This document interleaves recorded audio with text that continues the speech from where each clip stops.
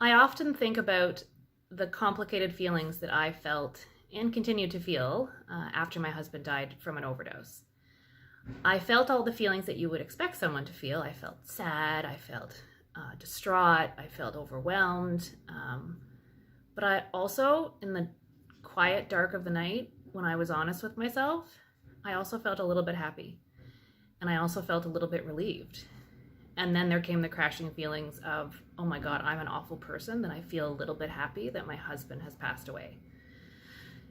And it really was hard to cope with because I felt like an awful person and I felt so ashamed that I was feeling positive feelings about this awful thing that had happened.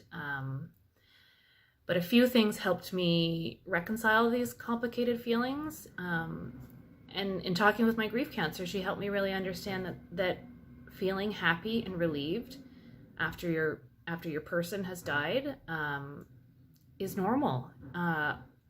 My life was really, really hard living with someone who was struggling with substance use disorder, and I lived with a lot of anxiety and trauma.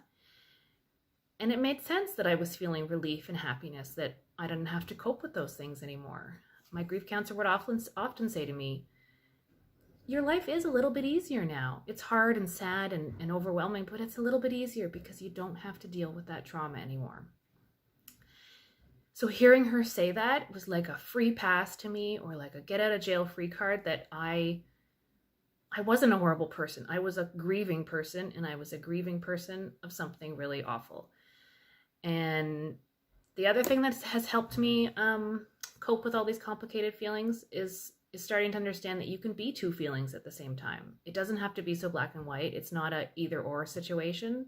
It's a yes and situation. So yes, I feel sad that my husband died, and I feel relieved that my husband died. And those two things can exist at the same time, and it's totally normal and totally okay. So for me, really coming to understand that my feelings of relief and happiness around his death were normal and expected, and that they could exist at the same time as my sadness and my anger, really was instrumental in me processing these complicated feelings and moving forward.